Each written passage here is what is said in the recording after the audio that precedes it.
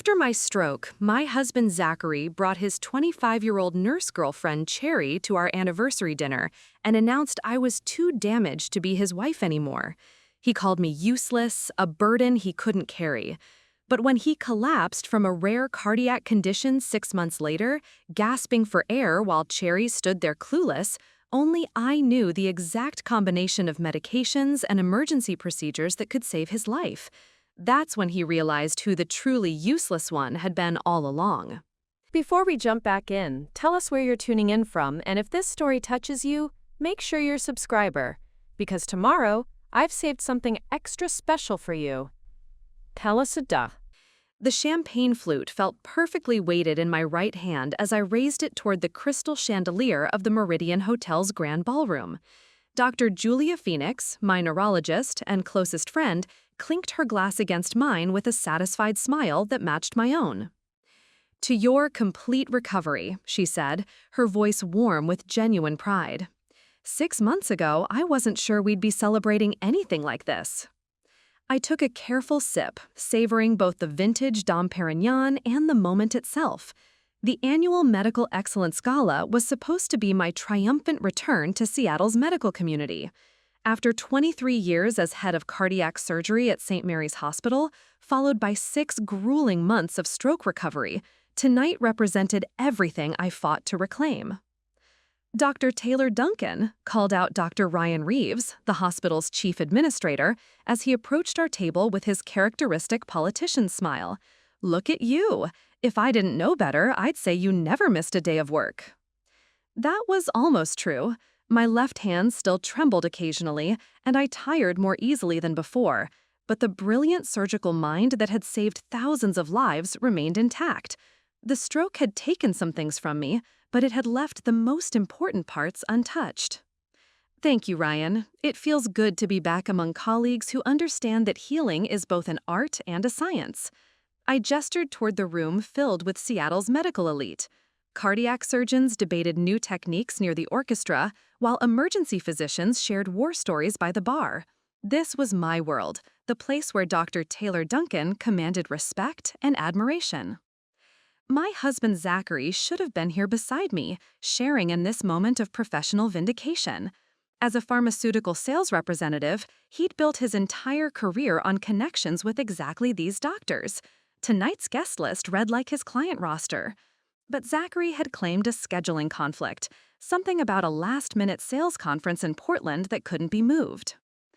"Where's that handsome husband of yours tonight?" asked Dr. Abigail Hawley, the hospital's chief of emergency medicine, settling into the chair beside me. "I expected him to be here showing you off like a trophy." I smiled, though something flickered in my chest. Work obligations. You know how it is in pharmaceutical sales. When the company calls, you jump. "Especially when you're dating the company," Julia muttered under her breath, just loud enough for me to catch. When I shot her a questioning look, she waved dismissively. "Nothing, just thinking out loud." The evening progressed with the familiar rhythm of medical conferences. Presentations about groundbreaking research, networking conversations that felt like reunions with old friends, and the comfortable satisfaction of being surrounded by people who spoke my language. I delivered a brief speech about stroke recovery from a physician's perspective, receiving a standing ovation that warmed me more than the champagne. "You were magnificent up there," said Dr. Pete Duran, a young cardiac fellow who'd worked under my supervision before the stroke. "Your insights about maintaining cognitive function during recovery were brilliant. Have you considered publishing that as a research paper?" The suggestion thrilled me. For months, I'd felt disconnected from the intellectual challenges that had once defined my identity. I've been thinking about it. The neuroplasticity research applications alone could fill multiple journals. As the evening wound down, I found myself surrounded by colleagues eager to discuss complex cases, research opportunities, and the future of cardiac surgery. This was what I'd missed most during recovery. Not just the prestige, but the intellectual stimulation of working alongside the sharpest medical minds in the Pacific Northwest. "Dr. Duncan," interrupted a young woman's voice, cutting through our discussion of minimally invasive procedures. I turned to see Cherry Phoenix, a registered nurse from the hospital's cardiac unit. At 25, she possessed the kind of effortless beauty that made patients trust her instantly and made older doctors stammer. Her platinum blonde hair was styled in perfect waves, and her figure filled out the elegant black dress she wore with obvious confidence.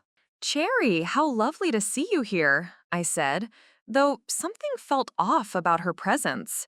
Staff nurses rarely attended galas unless specifically honored, and Cherry worked day shifts in post-operative care, not the prestigious surgical units that typically earned recognition. "I hope you don't mind me interrupting," she said, her voice sweet but carrying an undertone I couldn't quite identify. "I wanted to personally congratulate you on your recovery. We've all been so worried about you." The word worried hung in the air strangely. Nurses typically said they were happy about patient recoveries, not worried about them. But before I could analyze her phrasing further, Dr. Reeves called for attention from the podium. "Ladies and gentlemen, as we conclude tonight's celebration, I want to remind everyone that medicine is not just about individual achievement, but about the teams that make healing possible.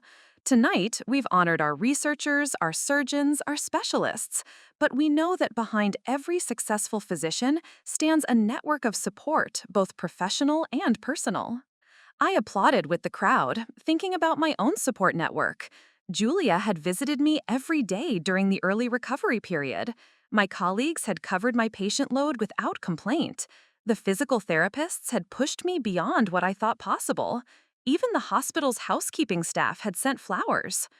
But as I mentally cataloged those who'd helped me rebuild my life, I realized that Zachary's presence in that list felt surprisingly minimal.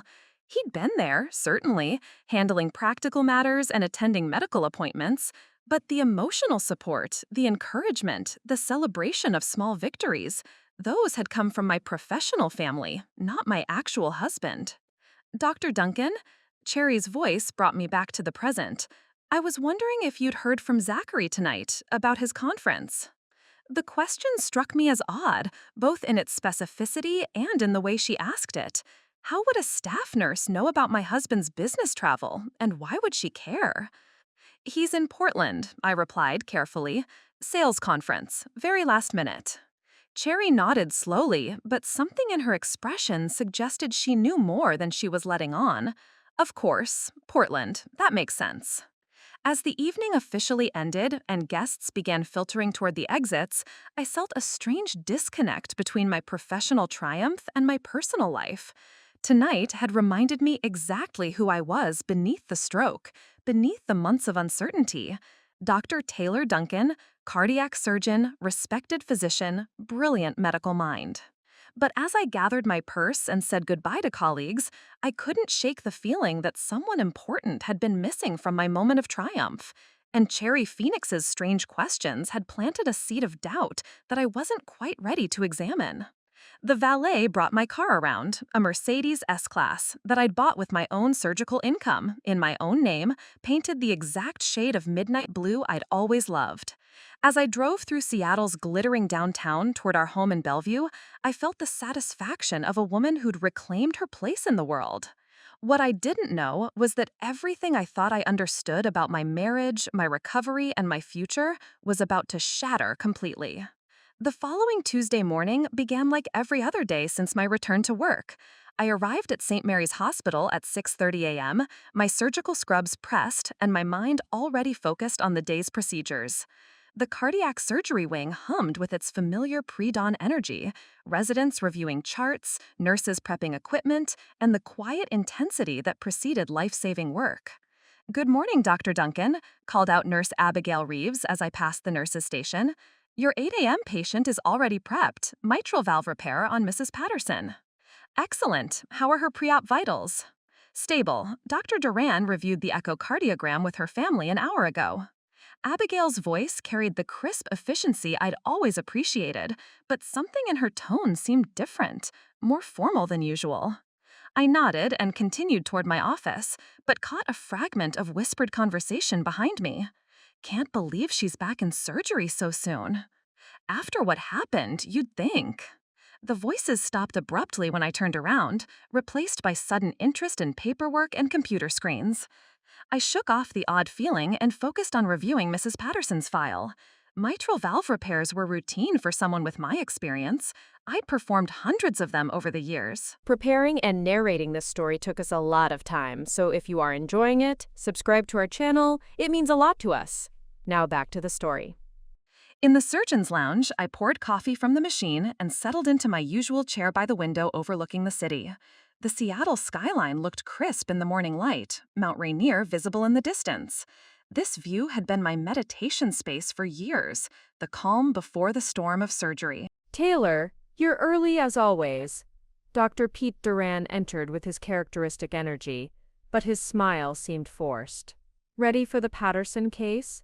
Of course, though I noticed she's been moved to OR3 instead of OR1.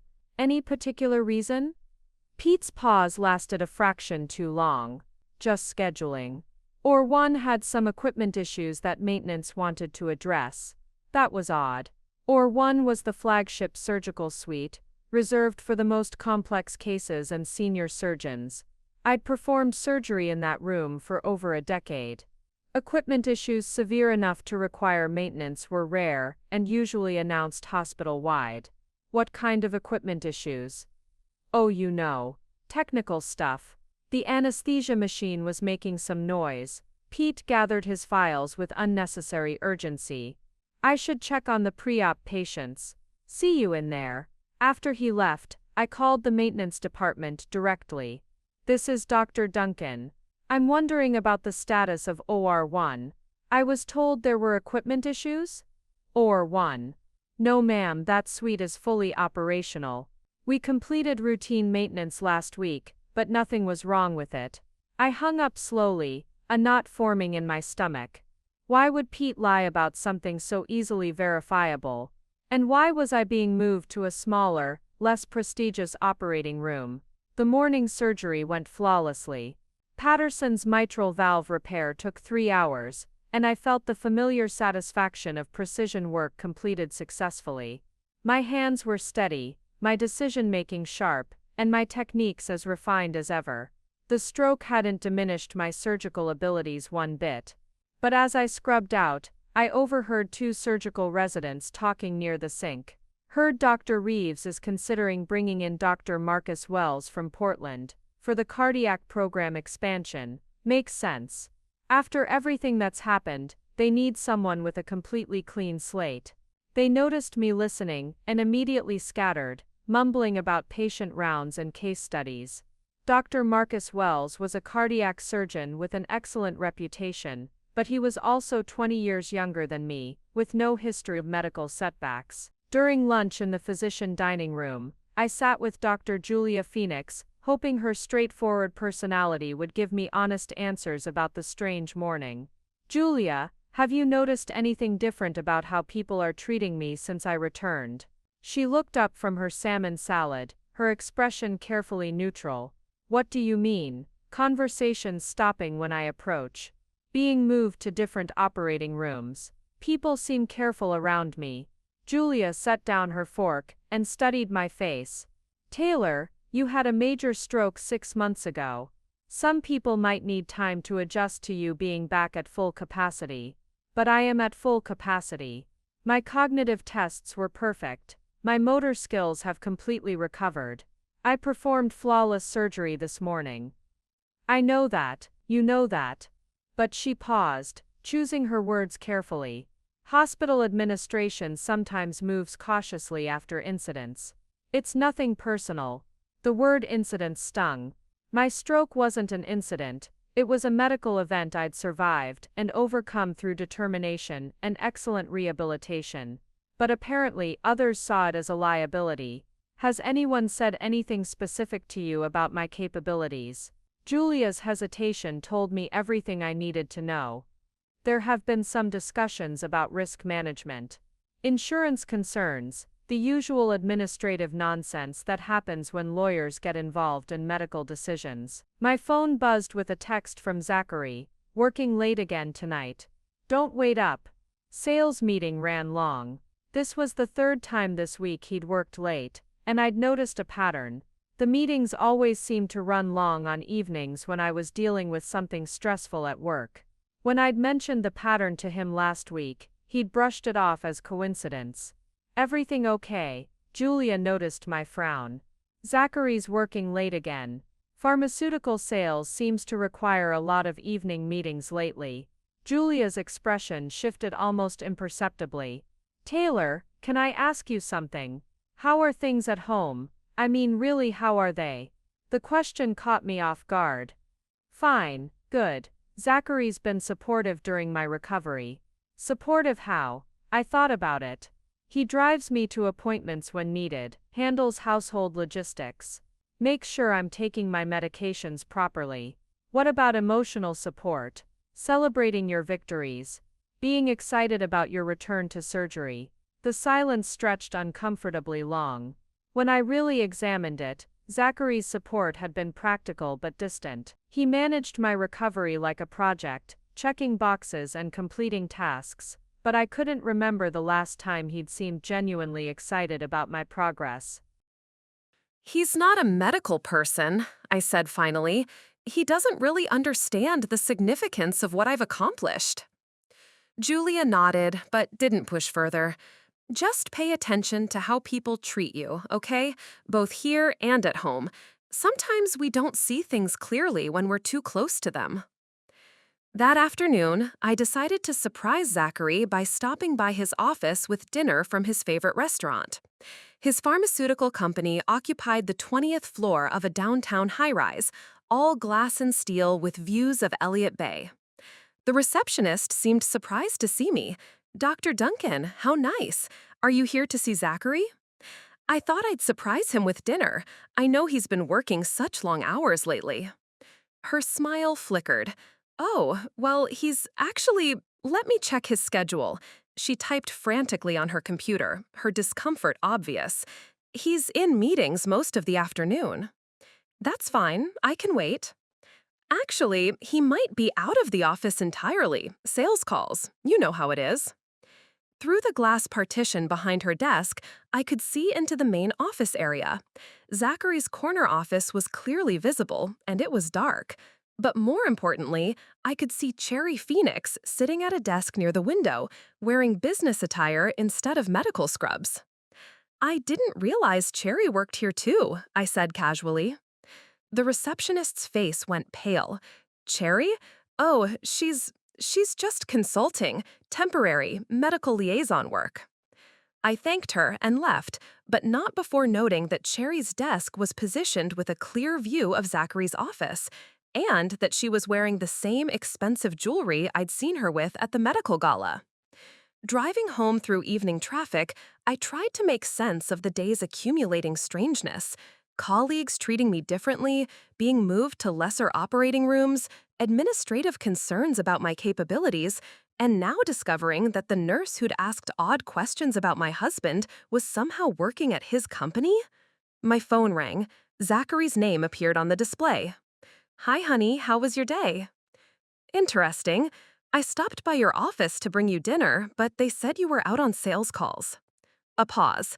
"Yeah, last-minute client meeting. You should have called first." "The receptionist mentioned Cherry Phoenix is doing some consulting work there. I didn't know you were working with medical liaisons." Another pause, longer this time. "It's a new program, bringing in clinical expertise to help with product development. Very technical stuff." "Sounds fascinating. What kind of clinical expertise does a post-operative care nurse provide for pharmaceutical development?" It's complicated. Look, I'm still in meetings. Can we talk about this at home?" But when I got home, Zachary wasn't there. His car wasn't in the garage, and a note on the kitchen counter explained he'd been called to an emergency client dinner. The note was in his handwriting, but something about it felt hastily composed. I sat in our empty house, surrounded by the silence of a life that suddenly felt full of questions I'd been afraid to ask. The successful cardiac surgeon who'd triumphed over stroke was beginning to realize that her personal life might require just as much careful examination as any complex medical case. And tomorrow, I decided, I would start asking those questions directly. Thursday morning brought the kind of Seattle rain that turns the world gray and makes everything feel uncertain. I arrived at the hospital earlier than usual, hoping to catch Dr. Ryan Reeves before his day filled with administrative meetings. The conversation I'd planned felt necessary, but uncomfortable. I needed to understand why my surgical schedule seemed lighter than before my stroke, and why colleagues were treating me like fragile glass instead of an accomplished surgeon. Dr. Duncan, you're here early. Ryan's assistant seemed surprised when I appeared at his office door at 7 a.m. He's not expecting anyone until 8:30. I was hoping to catch him for a brief conversation. It's important. She disappeared into his inner office, and I heard muffled voices before she returned. He can give you 10 minutes. Ryan sat behind his massive desk, surrounded by the certificates and awards that marked 2 decades of hospital administration. But instead of his usual welcoming smile, his expression seemed guarded, almost wary. Taylor, good to see you. How's the transition back been going? That's what I wanted to discuss with you. I've noticed some changes in how I'm being scheduled. Fewer complex cases, different operating rooms, and yesterday I heard residents discussing bringing in Dr. Wells from Portland for cardiac program expansion. Ryan leaned back in his chair, his fingers steepled. The Marcus Wells discussion is preliminary. We're always exploring ways to strengthen our programs. By replacing me? No one said anything about replacing you, but his tone lacked conviction. We're just being cautious about case complexity while you fully readjust to surgical demands. My surgical outcomes have been perfect since returning. Mrs. Patterson's recovery exceeded expectations. I'm performing at the same level I was before my stroke. I understand that, and your technical skills remain excellent, but there are other factors to consider: insurance implications, hospital liability, board concerns about patient safety protocols. The words hit like a physical blow. Patient safety protocols? Are you suggesting I'm a danger to patients? Not at all, but we have to consider what happens if there were another incident. The legal exposure alone could be catastrophic. Another incident, as if my stroke were something I'd chosen, some character flaw that might resurface at any moment. Ryan, you know as well as I do that my type of stroke was caused by a congenital arterial malformation that was surgically corrected. There's no recurring risk. The medical facts aren't the issue, Taylor. It's perception. Board members, insurance companies, even some staff have expressed concerns about rapid return to full surgical duties after such a significant event. I felt something cold settling in my chest. What kind of staff concerns? Ryan's discomfort became more obvious. Nothing specific, just questions about whether a reduced schedule might be more appropriate during the adjustment period. A reduced schedule leading to what? Early retirement? Forced resignation? No one wants that. You're a valuable member of our team.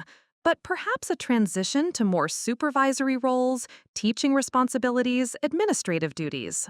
The career death sentence every surgeon feared. Being pushed into administrative roles was how hospitals quietly removed surgeons they no longer trusted to operate. I see. Think about it, Taylor. There are many ways to contribute to medicine without being in the operating room every day. I left his office feeling like I'd been diagnosed with a terminal illness. The hallways of St. Mary's suddenly felt different, not like home, but like a place where I was slowly being erased. My phone buzzed with a text from Julia. Coffee after rounds? Need to talk. We met at the small cafe in the hospital's main lobby, surrounded by the familiar chaos of visitors, patients, and staff. Julia looked tired, her usual composure slightly frayed. I heard you met with Ryan this morning, she said. News travels fast around here. Taylor, I need to tell you something, and you're not going to like it. Julia stared into her coffee cup. There's been talk, more than I initially let on. My stomach tightened. What kind of talk? Some of the surgical staff have been questioning whether you returned too quickly. They're pointing to studies about cognitive changes after stroke, executive function issues, decision-making impairments. But my cognitive tests were perfect. You administered some of them yourself. I know, but there's a perception that you're different, more irritable, less collaborative, making decisions without consulting others. I thought about recent interactions with surgical residents and nurses. Had I been less patient, more demanding? Different how, specifically? Dr. Hawley mentioned that you seemed dismissive during last week's cardiac team meeting. Dr. Duran said you've been questioning established protocols more aggressively than before. Small things, but they're adding up to a narrative that you're not quite the same surgeon you were. The unfairness of it made me dizzy. So because I question things and have strong opinions, I'm cognitively impaired? Before my stroke, those same qualities made me an excellent surgeon. You're right, it's completely unfair. But perception becomes reality in hospital politics. Is this why Cherry Phoenix was asking strange questions about Zachary at the gala? Is hospital gossip extending to my personal life too? Julia's expression shifted, becoming more serious. Taylor, about Cherry, there's something else you need to know. The tone of her voice made my hands start trembling, not from stroke after effects, but from dread. What about her? She's been asking questions about your marriage, about Zachary's schedule, about how supportive he's been during your recovery. At first, I thought she was just being friendly, showing professional interest in a colleague's well-being. At first? Yesterday, I saw her leaving the hospital with Zachary. They were in his car, and it didn't look like a professional consultation. The cafe noise seemed to fade into background static. You saw them together? In the parking garage, she was getting into his car, and they were comfortable with each other, more comfortable than a pharmaceutical rep and a hospital nurse should be. I felt the world tilting, the same disorientation I'd experienced during my stroke. Are you saying what I think you're saying? Julia reached across the table and took my hand. I'm saying you need to pay attention to what's happening in your personal life as carefully as you're analyzing what's happening professionally, because the two might be more connected than you realize. That afternoon, I canceled my remaining patient consultations and drove home early. Our house in Bellevue sat on a quiet cul-de-sac, surrounded by the perfectly manicured lawns that marked upper-middle-class success. Everything looked normal from the outside, but I felt like I was seeing it through different eyes. Inside, I went directly to Zachary's home office, something I'd never done without permission during our 15-year marriage. His desk was meticulously organized, professional journals stacked neatly beside pharmaceutical industry reports. But tucked behind his computer monitor was something that made my blood freeze. A small framed photograph of Cherry Phoenix, not in medical scrubs or professional attire, but in a bikini on what looked like a tropical beach. She was laughing at whoever held the camera, her expression intimate and unguarded. With shaking hands, I opened his desk drawer. Beneath expense reports and client contact lists, I found restaurant receipts for places I'd never been, hotel confirmations for business trips I'd never heard about, and credit card statements showing charges for jewelry I'd never received. My phone rang. Zachary's name appeared on the display. "Hi, honey. How was your day?" I stared at Cherry's photograph while listening to my husband's voice. Interesting. Very enlightening, actually. "Everything okay? You sound stressed." "Just dealing with some workplace politics. Nothing I can't handle." "Good. Listen, I'll be late again tonight. Big presentation tomorrow morning, and the team needs to rehearse." "What kind of presentation?" A pause. "New cardiac medication protocols. Very technical stuff. You'd probably find it boring." Cardiac medication protocols, the kind of presentation that would benefit from input by a cardiac surgery expert and a post-operative care nurse, the kind of collaboration that might require extensive evening meetings and careful coordination. "Well, good luck with that," I said, my voice sounding remarkably steady considering my world was collapsing. After hanging up, I sat in Zachary's chair, surrounded by evidence of a life I'd known nothing about. The successful stroke recovery that had filled me with pride suddenly felt hollow. What was the point of reclaiming my professional identity if my personal life had been built on lies? But as the initial shock began to fade, something else emerged. Not devastation, but clarity. The analytical mind that made me an excellent surgeon began working, processing information and developing hypotheses. If Zachary and Cherry were having an affair, it explained the strange conversations at work, the questions about my marriage, and the growing sense that people knew something I didn't. It also explained why my husband had been so practically supportive but emotionally distant during my recovery. More troubling was the possibility that my professional difficulties weren't separate from my personal ones. If Zachary had been discussing my medical condition with Cherry, and if Cherry had been sharing that information with hospital staff, then my stroke recovery had become fodder for workplace gossip in ways I'd never imagined. I put Cherry's photograph back where I'd found it and carefully closed the desk drawer. Tomorrow, I would begin gathering evidence with the same methodical precision I brought to surgical cases, because Dr. Taylor Duncan was about to discover exactly what kind of conspiracy had been building around her supposed weakness. Friday morning arrived with unusual clarity, both in the weather and in my thinking. I'd spent the previous evening making lists, the same methodical approach I used for complex surgical cases. Evidence needed to be gathered carefully, hypotheses tested systematically, and conclusions reached based on facts rather than emotions. My first stop was the hospital's medical records department, where I requested copies of all documentation related to my stroke treatment and recovery. As the patient, I had legal right to these files, but I also wanted to see what had been communicated to hospital administration about my prognosis and capabilities. Dr. Duncan, these are quite extensive, said the records clerk, Mrs. Patterson, no relation to my surgical patient. Everything, please, including any correspondence between departments regarding my case. While waiting for the files to be prepared, I walked through the cardiac surgery wing with new eyes. Conversations didn't exactly stop when I approached, but they shifted subtly. Voices became more professional, topics changed to safer ground, and eye contact felt forced rather than natural. In the surgical lounge, I overheard Dr. Pete Duran talking with two residents about weekend call schedules. Dr. Wells is flying in Sunday for interviews. Administration fast-tracked the whole process. They're really bringing him on board permanently? Looks that way. They want someone who can handle the most complex cases without any question marks.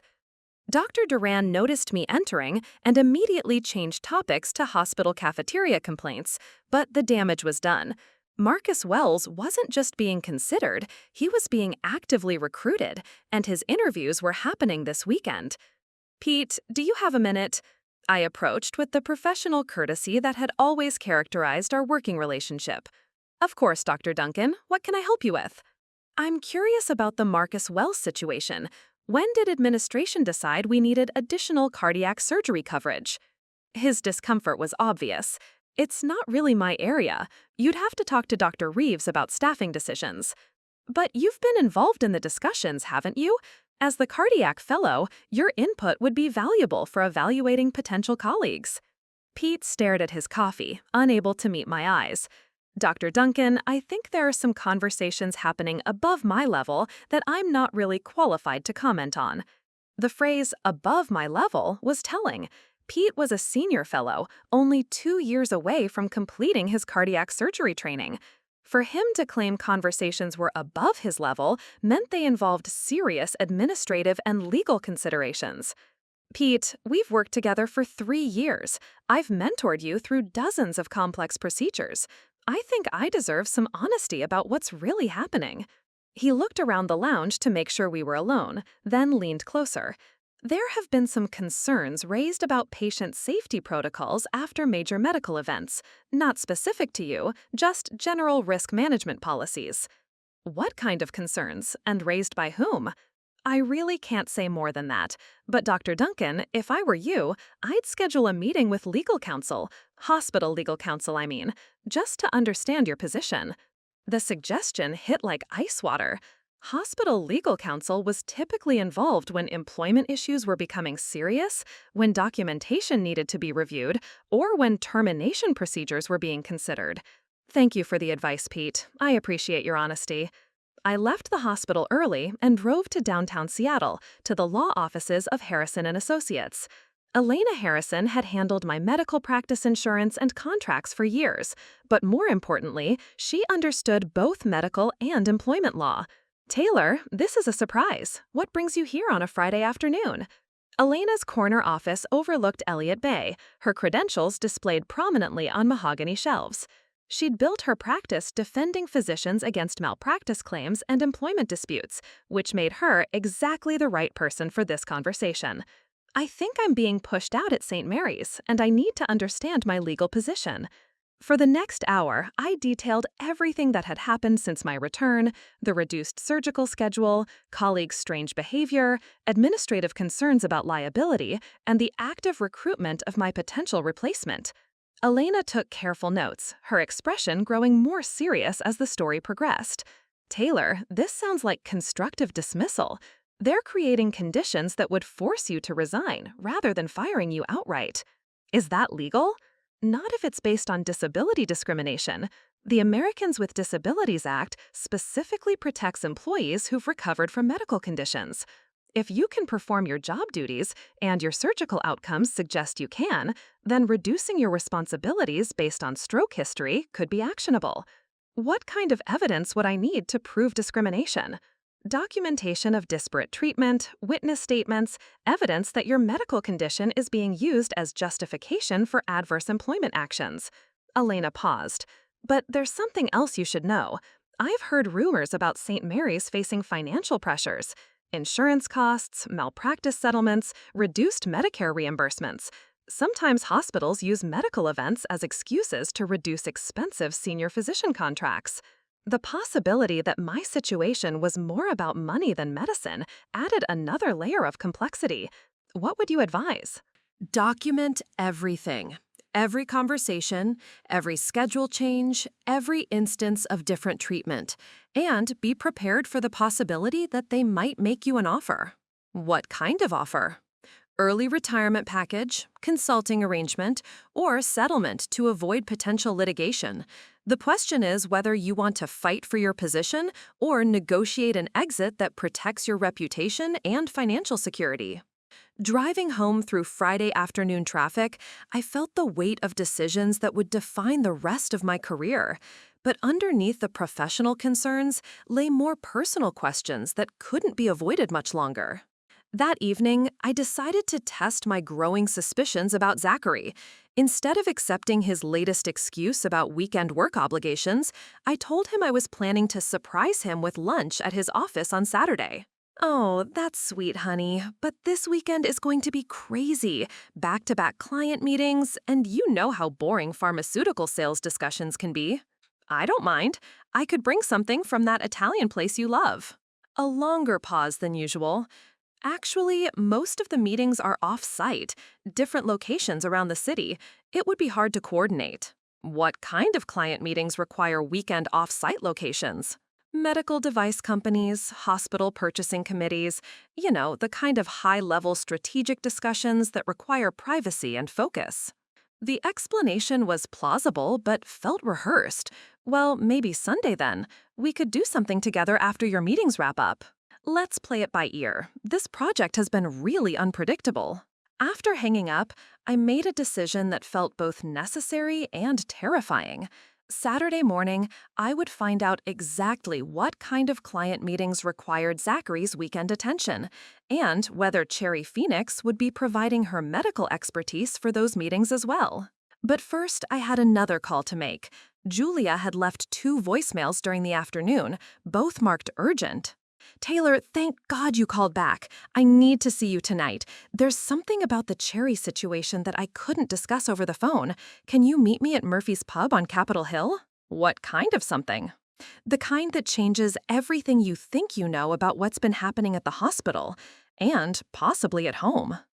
An hour later, sitting across from Julia in a dimly lit corner booth, I prepared myself for revelations that would either confirm my worst fears or introduce complications I hadn't yet imagined.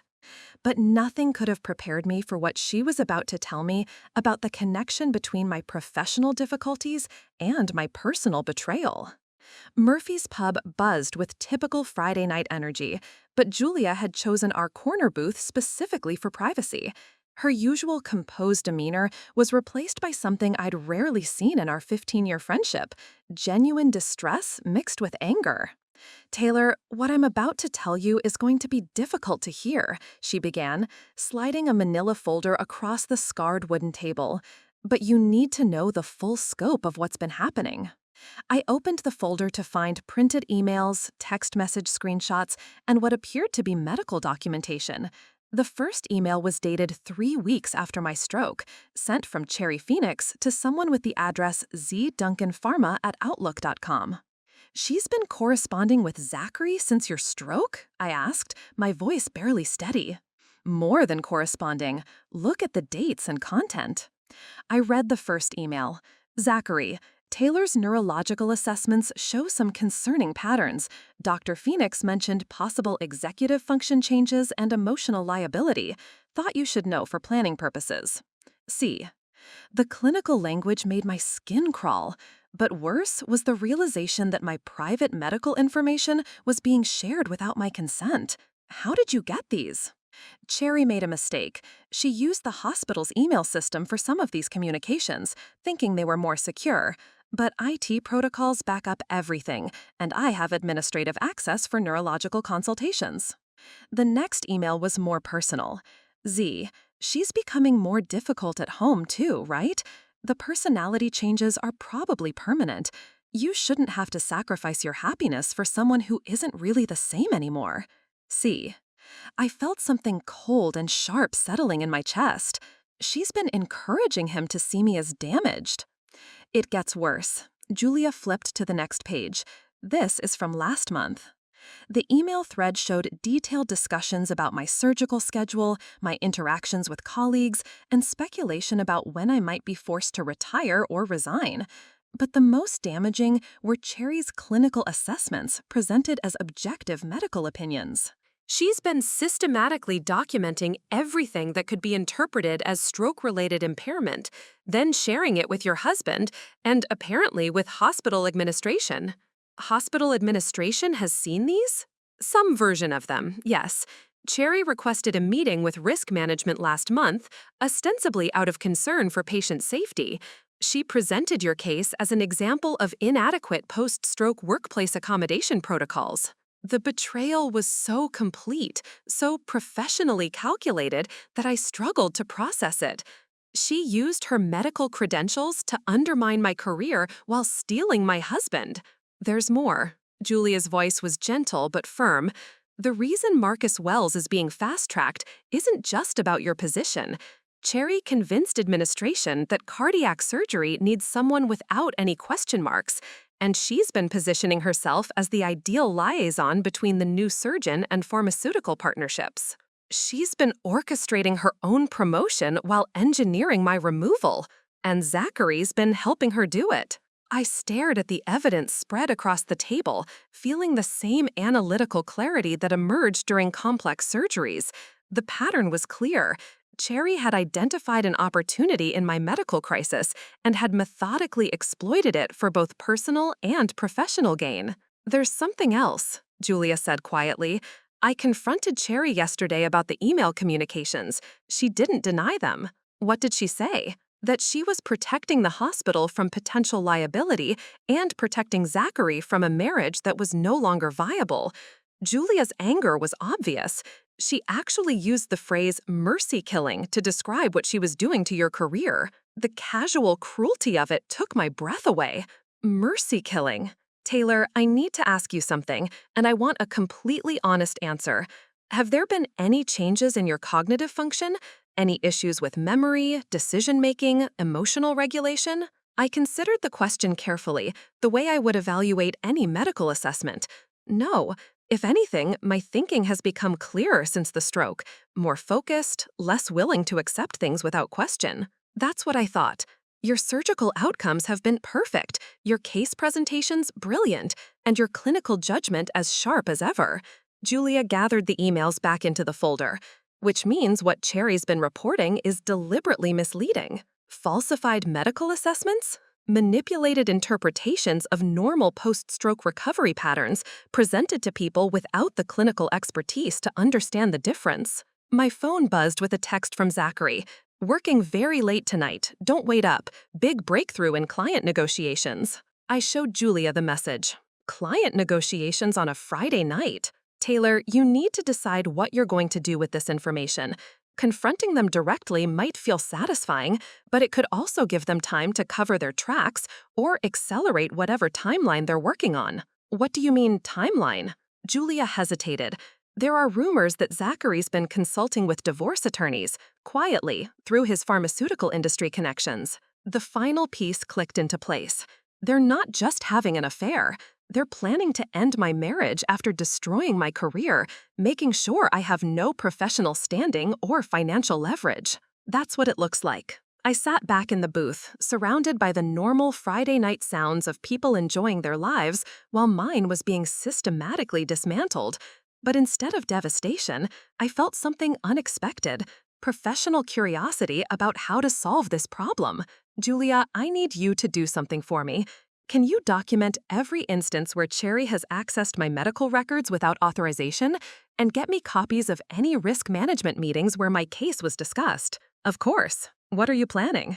I smiled for the first time all evening. I'm planning to remind everyone involved that Dr. Taylor Duncan didn't become head of cardiac surgery by accepting other people's assessments of her capabilities. And your marriage? My marriage is about to receive the same level of professional attention I bring to complex surgical cases. As I drove home through Seattle's glittering downtown, I felt the familiar pre-surgical focus settling over me.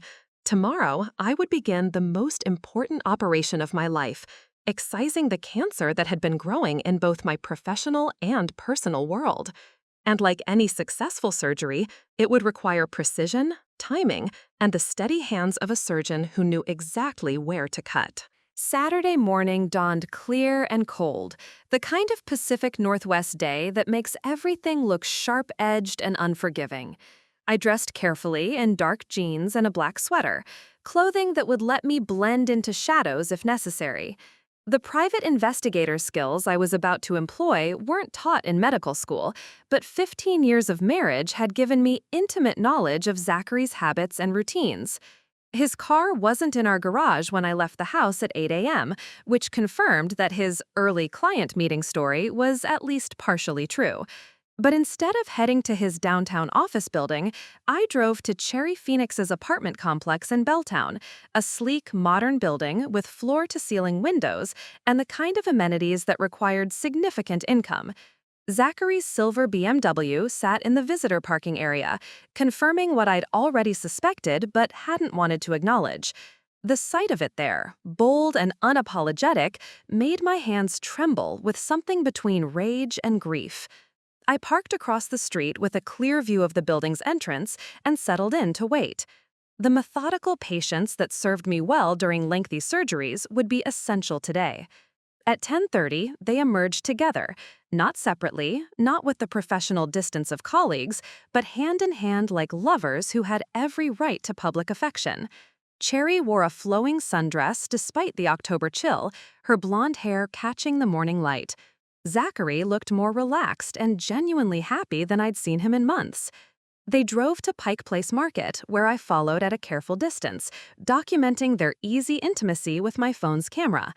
They browsed vendor stalls like tourists, Cherry selecting flowers while Zachary paid. They shared coffee and pastries at a sidewalk cafe, their conversation animated and filled with laughter. What struck me most wasn't just their obvious romantic involvement, but how natural they seemed together. This wasn't a new affair born of impulse or opportunity. It was an established relationship with its own rhythms and private jokes. At the flower market, I moved close enough to overhear fragments of their conversation. "The interview went better than expected," Cherry was saying. "Dr. Wells is very interested in the position, and the liaison role would be perfect for building the cardiac program partnership." And Taylor's situation? Zachary's voice carried none of the concern a husband should have when discussing his wife's career troubles. Resolving itself naturally, Ryan Reeves is getting pressure from the board about liability issues. Her stroke created the perfect opportunity to restructure the entire department. Perfect opportunity. The casual callousness of those words made me grip my phone tighter. "The best part is she's doing most of the work herself," Cherry continued, getting defensive, questioning protocols, making people uncomfortable. Everyone's starting to see the personality changes we documented. They moved toward a jewelry vendor, where Zachary began examining engagement rings. The vendor, an elderly woman with kind eyes, smiled at them indulgently. "How long have you two been together?" she asked. "Almost a year," Cherry replied, without hesitation. A year. My stroke had occurred 8 months ago, which meant their relationship had begun while I was still the confident, successful surgeon they were now systematically destroying. The timeline made their betrayal even more calculated. She's been through so much, Zachary told the vendor, his voice taking on a tone of practiced sympathy. The vendor nodded sympathetically while I stood frozen behind a nearby flower display. They were discussing me like I was Cherry's troubled past, not Zachary's current wife. But you found your happiness now, the vendor said, holding up a diamond solitaire that caught the light. We have, Cherry agreed, leaning into Zachary's embrace. Sometimes it takes a crisis to show you what really matters. I watched my husband slide the ring onto another woman's finger, their faces bright with the kind of joy that should have belonged to our marriage. The vendor took photos of them, capturing their engagement moment for posterity. When's the wedding? She asked. Soon, Zachary replied. There are just a few legal matters to resolve first. Legal matters, like divorcing his current wife after ensuring she had minimal leverage in the proceedings. I followed them back to Cherry's apartment, where they disappeared inside for what was clearly not a business meeting. Sitting in my car across the street, I called the one person who would understand the full implications of what I'd witnessed. Julia, it's worse than we thought. They're not just having an affair, they're engaged. And I think I know their timeline. What do you mean? Marcus Wells' interview is happening now. Once he's hired and I'm effectively replaced, they'll accelerate the divorce proceedings. Cherry gets my professional position as cardiac program liaison, and Zachary gets to remarry without the burden of supporting a wife with medical history. Taylor, that's sociopathic. It's methodical. They've been planning this for months, maybe since the beginning of my stroke recovery. I watched their apartment windows, seeing movement behind the curtains. They turned my medical crisis into their opportunity. What are you going to do? I thought about the engagement ring, about their casual discussion of my personality changes, about the year of lies and manipulation that had been disguised as support and care. I'm going to remind them that cardiac surgeons are trained to handle high-pressure situations and life-or-death decisions, and that we never operate without understanding exactly what we're cutting. Taylor, be careful. If they're as calculating as this suggests, they might be dangerous when cornered. Julia, I've spent my career making precise incisions that save lives. It's time to use those same skills to save my own. As I drove away from Cherry's apartment, I felt the final traces of the woman who'd believed in her marriage and trusted her colleagues disappearing. In her place was someone colder, more focused, and infinitely more dangerous than either Zachary or Cherry had anticipated. They'd made one crucial error in their calculations. They'd assumed that surviving a stroke had made me weaker. They were about to discover how catastrophically wrong that assumption was. The Emerald City Medical Foundation's annual gala was Seattle's most prestigious healthcare event, held every year at the Grand Hyatt's Crystal Ballroom. As head of cardiac surgery at St. Mary's, I'd attended for the past decade, usually as Zachary's proud wife celebrating another year of medical excellence. This year's invitation had arrived 3 weeks ago, before the full scope of the conspiracy against me had become clear. Tonight, it would serve as the perfect stage for what I suspected would be my final public humiliation. I dressed carefully in a midnight blue gown that Zachary had always loved, the one that brought out my eyes and made me feel powerful. My hands were steady as I applied makeup, each stroke deliberate and precise. The woman in the mirror looked like Dr. Taylor Duncan, at her most confident, exactly the image I needed for what was about to unfold. Zachary emerged from his closet in a perfectly tailored tuxedo, looking every inch the successful pharmaceutical executive. "You look beautiful tonight," he said, his tone carrying the practiced warmth that had fooled me for months. "Thank you. I thought it was important to look my best for such a significant evening." Significant? Medical community events always are. You never know who you might encounter or what opportunities might arise. The Grand Hyatt's ballroom sparkled with Seattle's medical elite. Prominent physicians, hospital administrators, pharmaceutical executives, and major donors mingled beneath crystal chandeliers, while a string quartet provided elegant background music. I recognized faces from medical journals, conference presentations, and hospital board meetings, the people whose opinions could make or break medical careers. Dr. Ryan Reeves approached us near the registration table, his expression more guarded than usual. "Taylor, Zachary, wonderful to see you both. How are you feeling, Taylor?" The question carried subtext now. Not "how are you enjoying the evening," but "how is your medical condition?" "I'm feeling exceptionally clear-headed tonight, Ryan. Sometimes challenging situations have a way of sharpening one's focus." "That's good to hear." He shifted uncomfortably. "Have you had a chance to consider our discussion about transitional opportunities?" "I have, very carefully, actually." Before Ryan could respond, I spotted Marcus Wells across the room, deep in conversation with several St. Mary's board members. His presence confirmed that his recruitment was further along than anyone had officially acknowledged. "Excuse me," I told Zachary. "I see some colleagues I should greet." I moved through the crowd with purpose, stopping to exchange pleasantries with doctors who'd known me for years.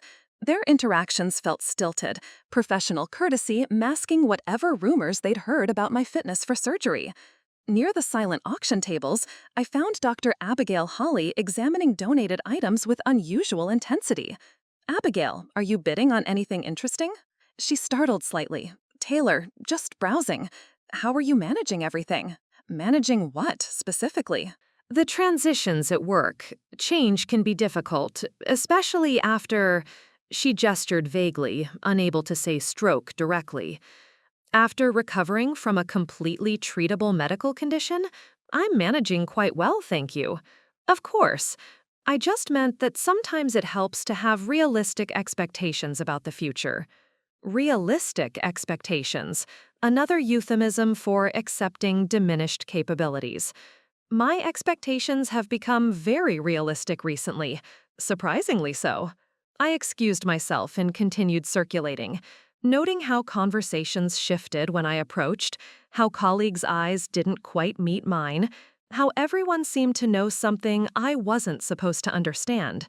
At 8 p.m., the evening's program began with Dr. Patricia Hoffman, the Foundation's president, welcoming guests and introducing the night's honorees.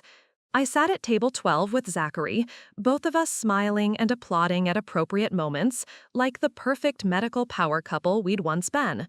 "Ladies and gentlemen," Dr. Hoffman announced, "tonight we also want to acknowledge some significant transitions in our medical community.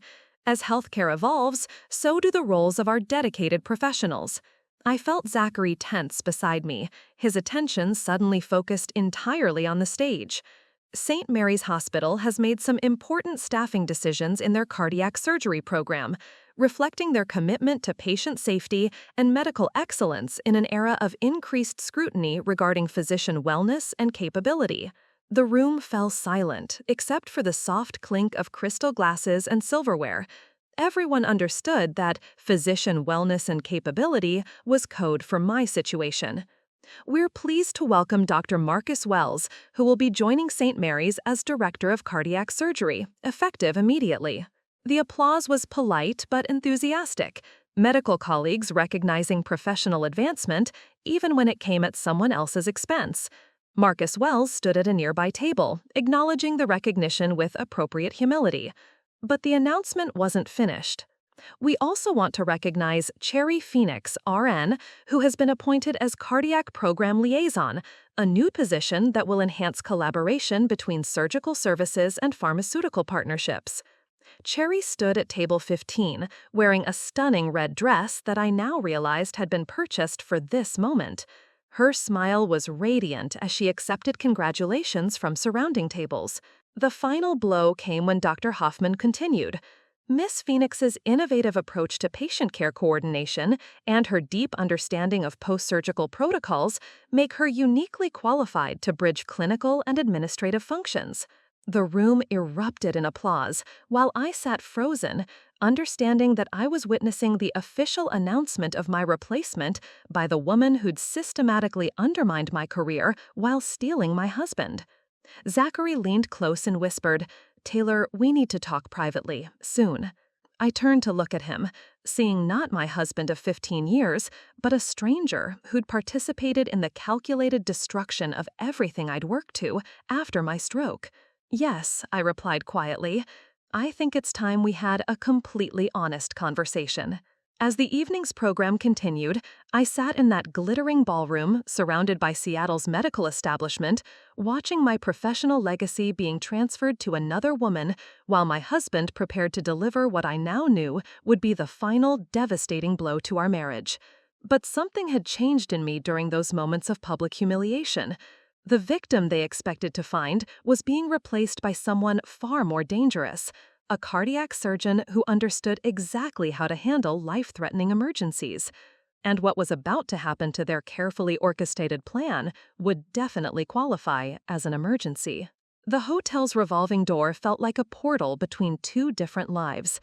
Behind me lay the glittering ballroom where Cherry Phoenix had been celebrated for taking my position, where my husband had prepared to deliver his final devastating blow to our marriage. But something had changed in me during those moments of public humiliation.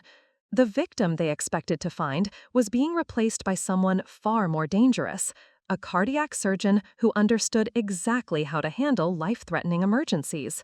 And what was about to happen to their carefully orchestrated plan would definitely qualify as an emergency. The hotel's revolving door felt like a portal between two different lives. Behind me lay the glittering ballroom where Cherry Phoenix had been celebrated for taking my position, where my husband had prepared to deliver his final betrayal. Ahead stretched the Seattle night, cold and unforgiving, but somehow more honest than anything I'd experienced in months.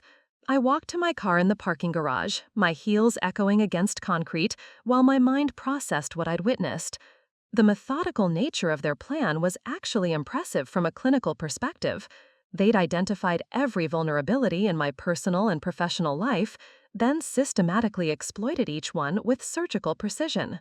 The drive home took me through Capitol Hill, past the neighborhoods where Zachary and I had spent our early years together, when he was a struggling pharmaceutical sales rep and I was a surgical resident, working 18-hour days. We'd been happy then, or at least I'd believed we were. Now I wondered how much of our entire marriage had been performance on his part. Our house in Bellevue sat dark and empty, as it had so many nights recently while Zachary attended his fictional client meetings. I parked in the garage and sat in the silence, finally allowing myself to feel the full weight of what had been done to me. The stroke itself hadn't been their opportunity, it had been their inspiration. While I'd been fighting to recover basic motor functions, relearning to write and speak clearly, they'd been planning how to use my vulnerability against me. Every therapy session I'd struggled through, every small victory I'd celebrated, every moment of progress that had filled me with hope, they'd been documenting it all as evidence of my unfitness. Inside the house, I poured myself a glass of wine and sat in my home office, surrounded by the medical journals and research papers that represented decades of professional achievement. Tomorrow, those accomplishments would mean nothing. Marcus Wells would occupy my surgical schedule, Cherry would coordinate my patient relationships, and I would become a cautionary tale about physicians who return to work too quickly after medical crises. My phone buzzed with a text from Julia. "Saw the announcement about Cherry. I'm so sorry. Are you okay?" I typed back, "I'm exactly where I need to be." She called immediately. "Taylor, what does that mean? You're scaring me." "It means I finally understand the full scope of what I'm dealing with, and understanding a problem is the first step towards solving it." "What are you planning to do?" I looked around my office, at the degrees on the wall, the awards for surgical excellence, the photographs of successful procedures that had saved hundreds of lives. I'm planning to remind everyone involved that they've made a significant miscalculation. What kind of miscalculation? They've spent months documenting my supposed weaknesses while completely ignoring my actual strengths. I pulled out a legal pad and began making lists, the way I organized complex surgical cases.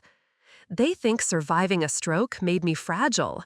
They're about to discover it made me ruthless. After hanging up, I opened my laptop and began researching. Not medical journals this time, but legal precedents, employment law, medical ethics violations, and the professional consequences of falsifying patient assessments. If Cherry had manipulated my medical records to support her narrative, she'd violated multiple federal regulations. If hospital administrators had made employment decisions based on those falsified assessments, they'd expose the institution to massive liability. At 11 p.m., Zachary's car pulled into the garage. I heard his footsteps in the hallway, then his voice calling my name with the careful tone of someone approaching a potentially explosive situation. "Taylor, are you home?" In my office. He appeared in the doorway still wearing his tuxedo, but his confident bearing from the gala had been replaced by obvious nervousness. "We need to talk." "Yes, we do. Please, sit down." He remained standing, hands fidgeting with his bow tie. "Tonight was difficult. I wanted to tell you privately before it became public, but the timing never seemed right." "Tell me what, Zachary?" "About the changes at the hospital, about Cherry's promotion, about," he took a deep breath, "about us." I set down my pen and looked at him directly. "What about us?" "Taylor, your stroke changed everything, not just medically, but personally. You're not the same person you were before, and I don't think you ever will be." The words hung in the air between us, as clinical and emotionless as a medical diagnosis. "In what ways am I different?"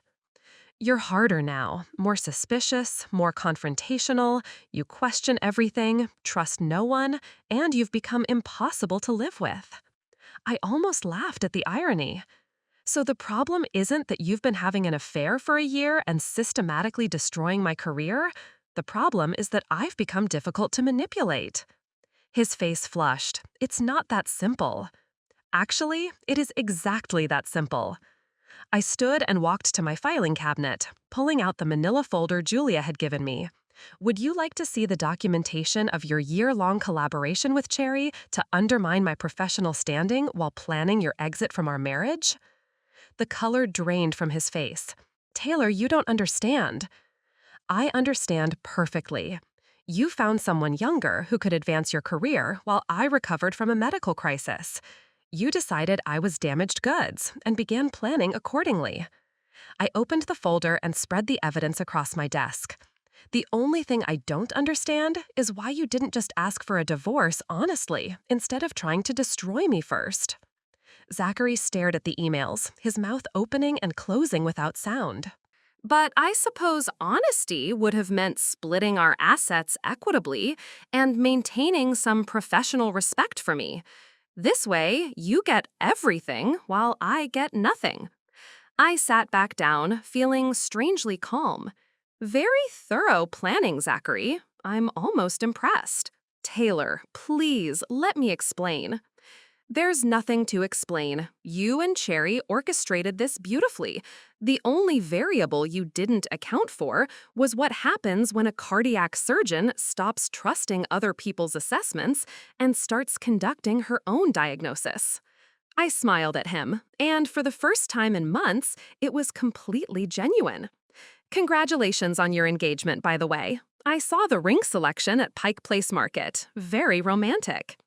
His face went completely white as he realized how much I actually knew. "Now," I continued, "let me tell you what's going to happen next." Sunday morning arrived with the kind of crystalline clarity that makes Seattle feel like the edge of the world. While Zachary slept in the guest room, where he'd retreated after our confrontation, I sat in my kitchen with coffee and a comprehensive action plan that would have impressed any surgical team preparing for a complex procedure. The first call went to Elena Harrison at her home number, a privilege reserved for genuine emergencies. "Taylor, it's Sunday morning. This better be important." "Elena, I need you to meet me at your office in 2 hours, and I need you to bring your employment litigation specialist and someone who understands medical privacy law." "What's happened?" "I have documentation of systematic discrimination, falsified medical assessments, and conspiracy to terminate my employment based on disability status. I also need immediate advice on divorce proceedings and asset protection." The silence stretched long enough that I wondered if the call had dropped. "Taylor, are you saying what I think you're saying?" "I'm saying I need the best legal team in Seattle, and I need them today." At Elena's downtown office, I spread 18 months of evidence across her conference table like a surgeon laying out instruments. Medical records, email communications, financial documents, witness statements from Julia, photographs from yesterday's surveillance, and a detailed timeline that connected my stroke recovery to their systematic campaign of professional and personal destruction. "This is extraordinary," said David Chen, Elena's employment litigation specialist. "I've never seen documentation this thorough for a discrimination case."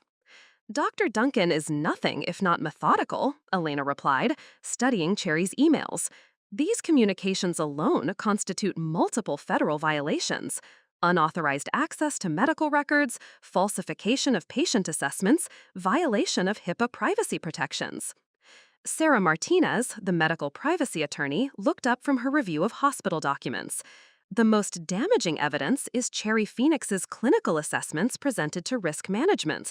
If she knowingly misrepresented your capabilities to influence employment decisions, that's both medical fraud and disability discrimination." "What kind of damages are we looking at?" I asked. "Substantial," David replied. "Lost wages, damage to professional reputation, emotional distress, and potentially punitive damages if we can prove intentional conspiracy." "And the divorce?" Elena's expression hardened. "Washington is a no-fault state, but adultery and financial deception can influence asset distribution, especially if we can prove systematic depletion of marital resources." She held up documentation of Zachary's secret expenses. "These charges for jewelry, travel, and hotel rooms represent significant marital funds used to support his affair." "How long will this process take?" "The employment case could take 12 to 18 months, but we can file for immediate injunctive relief to prevent further retaliation." Elena made notes as she spoke. "The divorce can be expedited if we claim irreconcilable differences based on adultery and financial misconduct." "I want to move as quickly as possible on all fronts." After the legal meeting, I drove to St. Mary's Hospital for what would likely be my final visit as a staff physician. The building looked different now, not like home, but like a crime scene where I needed to gather evidence. My first stop was the medical records department, where I requested complete copies of all communications regarding my case, including risk management meetings, administrative reviews, and any external consultations. The clerk explained nervously, "Dr. Duncan, some of these files require administrative approval." "I'm requesting my own medical records and employment documentation. Patient rights and employment law guarantee my access to these materials." While waiting for the files, I visited the cardiac surgery wing one final time. The hallways felt foreign now, filled with whispers and careful avoidances that confirmed how thoroughly my reputation had been poisoned. Dr. Pete Duran approached hesitantly near the surgical scheduling board. "Dr. Dunton, I heard about the announcement last night. I wanted you to know that not everyone agrees with the decisions being made." "What decisions specifically, Pete?" He looked around nervously. "The way your situation has been handled. Some of us think the rush to bring in Dr. Wells and the creation of Cherry's position feels orchestrated." "Orchestrated how?" "Like someone wanted to clear the deck quickly rather than allowing natural transitions." Pete leaned closer. "Dr. Duncan, there are people here who would testify that your surgical competence never wavered. Your outcomes have been perfect, your clinical judgment sound. Would you be willing to document that assessment?" "If it came to that, yes. You mentored me, Dr. Duncan. I owe you honesty about what I've observed." The conversation gave me hope that not everyone had been corrupted by Cherry and Zachary's narrative. My phone rang as I left the hospital. Julia's name appeared on the display. "Taylor, where are you? I've been trying to reach you all morning." "Gathering evidence. Why?" "Because something's happened. Cherry Phoenix called in sick today, which never happens, and Zachary hasn't been answering his phone either." I felt a chill of recognition. They know I have the evidence. That's what I'm afraid of. Taylor, if they're panicking, they might try to accelerate their timeline or cover their tracks. Let them try. I've been documenting everything, and my legal team is already filing paperwork. Legal team? Employment discrimination, medical privacy violations, and divorce proceedings, all filing simultaneously first thing tomorrow morning. Taylor, be careful. Desperate people make dangerous decisions. As I drove home, I realized Julia was right about the danger. Zachary and Cherry had spent months calculating their moves with surgical precision.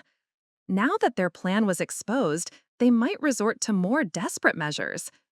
But they'd made one crucial error in their calculations. They'd assumed that surviving a stroke had made me vulnerable.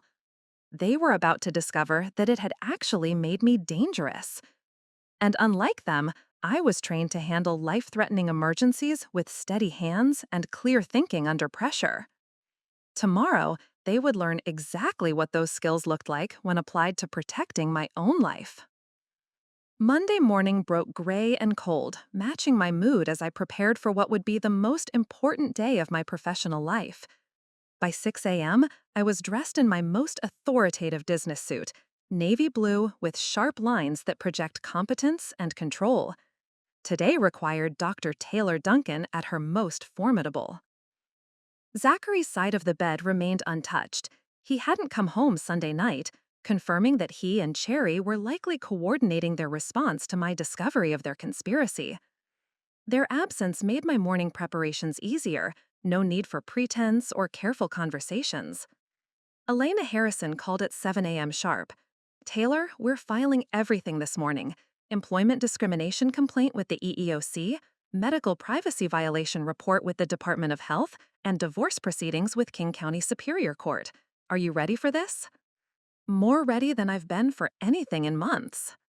Good, because once we file, there's no going back. St. Mary's will go into full damage control mode, and Zachary will likely hire the most aggressive divorce attorney he can find. Let them. I have something they don't. Which is the truth documented with surgical precision. My first stop was St. Mary's Hospital, where I had a 9 a.m. meeting with Dr. Ryan Reeves that he didn't know would be his last conversation with me as an employee. I arrived early and positioned myself in his waiting area, watching the administrative assistants whispering urgently into phones and exchanging nervous glances. "Dr. Duncan, he'll see you now," his secretary announced, her tone more formal than usual. Ryan sat behind his desk, surrounded by legal documents and manila folders that suggested my situation had become his primary concern. His usual politician smile was replaced by barely concealed anxiety. "Taylor, thank you for coming in. I know this is a difficult time." Difficult is one way to describe it. I sat across from him, my posture erect and professional. "I assume you've been consulting with hospital legal counsel?" His surprise was obvious. "How did you?" Because systematic disability discrimination and medical privacy violations require legal review. I placed a sealed envelope on his desk. That's my formal complaint detailing Cherry Phoenix's unauthorized access to my medical records and her falsification of clinical assessments to influence employment decisions. Ryan's face went pale as he opened the envelope and scanned the documents. "Taylor, I think there may have been some misunderstandings." "No misunderstandings. Cherry documented personality changes and cognitive impairments that don't exist, then presented those fabricated assessments to risk management as objective medical opinions." I leaned forward slightly. "That's medical fraud, Ryan, and you acted on her recommendations." "We were concerned about patient safety. You were concerned about liability insurance costs and saw my stroke as an opportunity to reduce expensive senior physician contracts." I stood and walked to his window overlooking the city. "The problem is that you based those decisions on falsified information provided by someone with personal motives for removing me." "Personal motives?" I turned back to face him. "Cherry Phoenix has been having an affair with my husband for over a year. Her professional assessments of my capabilities were designed to clear the path for her own advancement while undermining my position." The silence in the room was absolute. Ryan stared at the documents in his hands as if they might spontaneously combust. Ryan, here's what's going to happen.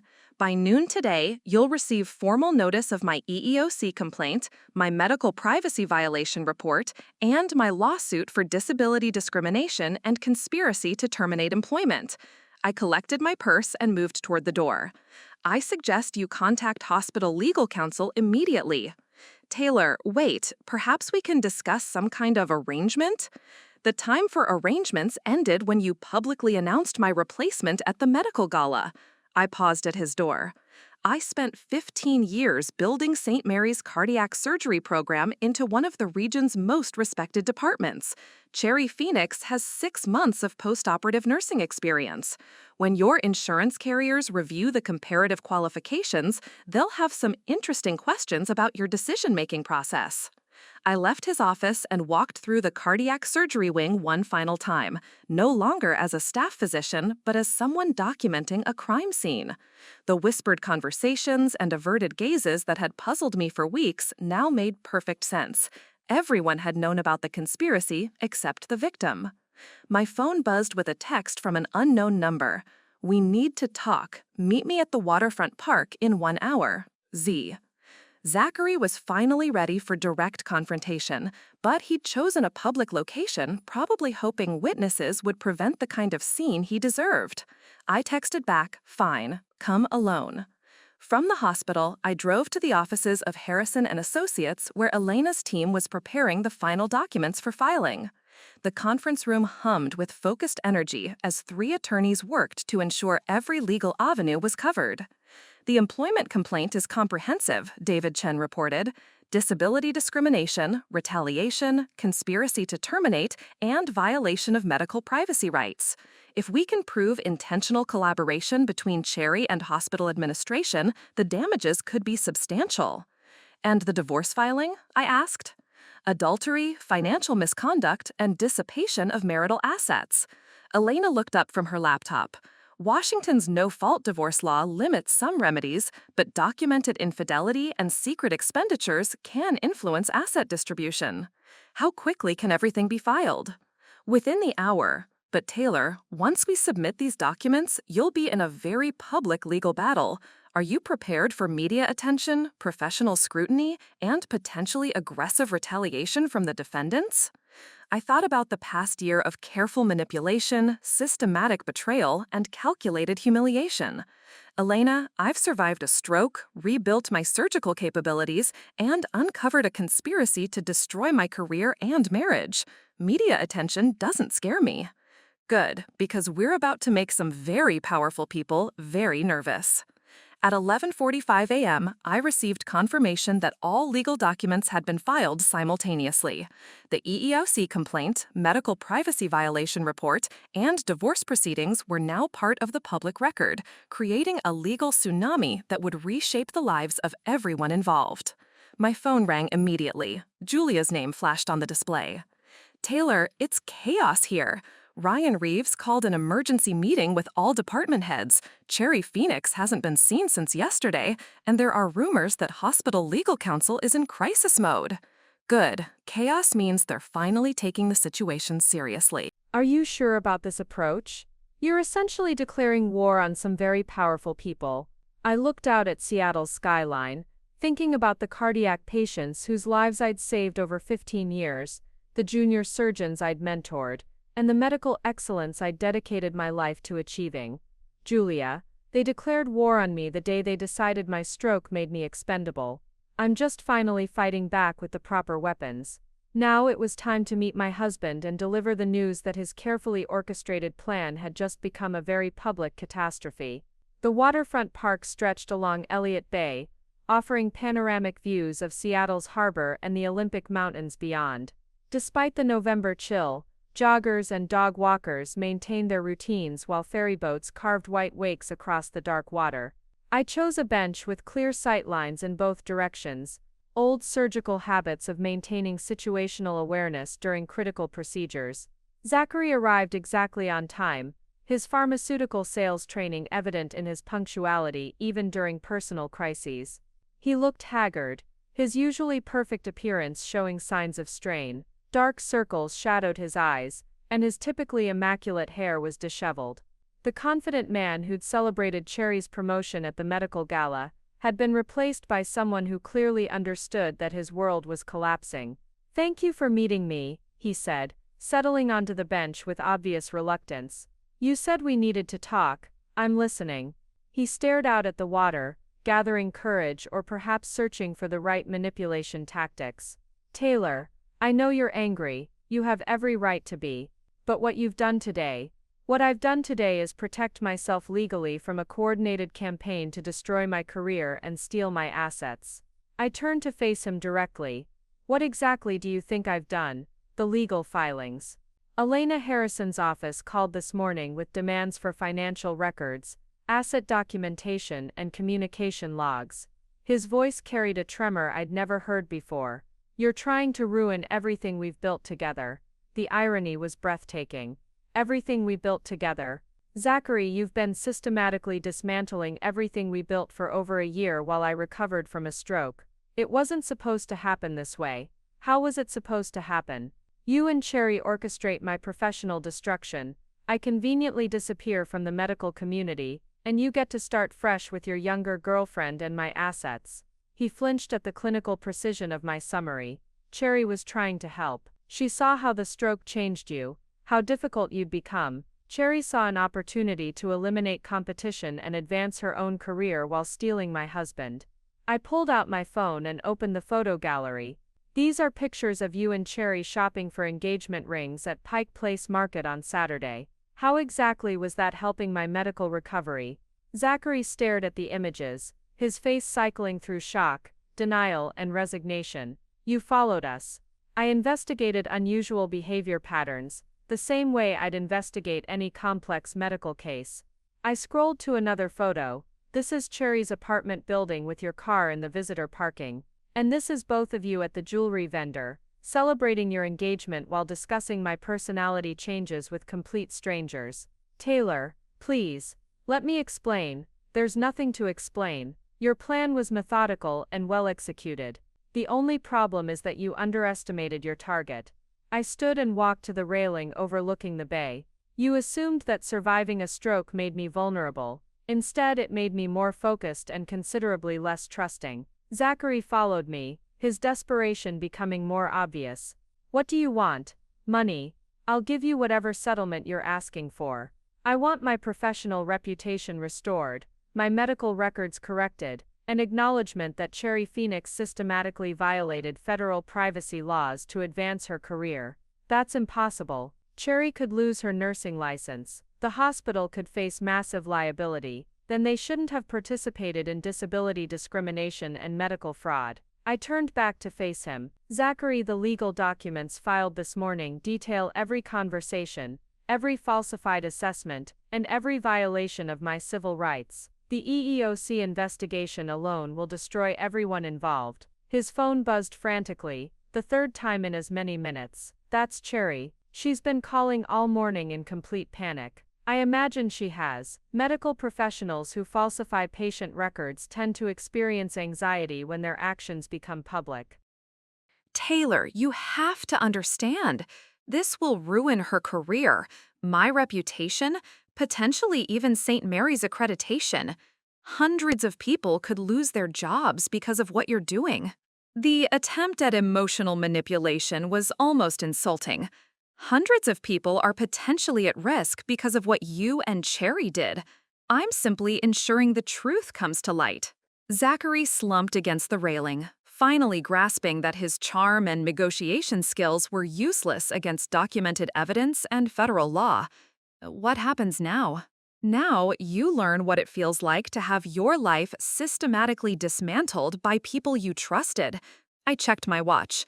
Your divorce papers were served at your office 20 minutes ago, along with asset freeze orders and demands for financial disclosure. Asset freeze?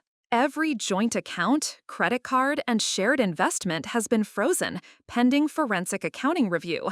I smiled at his expression of shock. Did you really think I'd allow you to continue funding your affair with marital assets while fighting the divorce?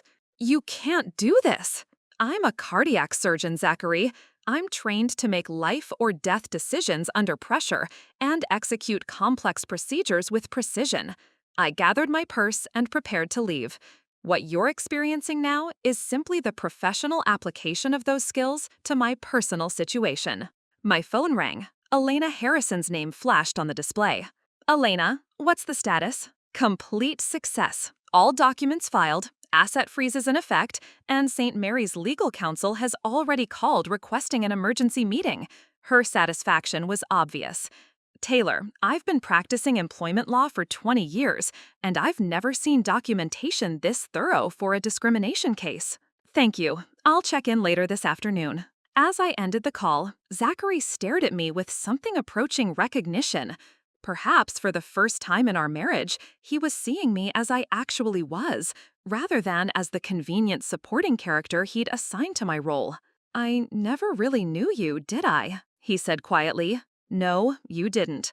But you're about to learn exactly who Dr. Taylor Duncan becomes when someone tries to destroy her.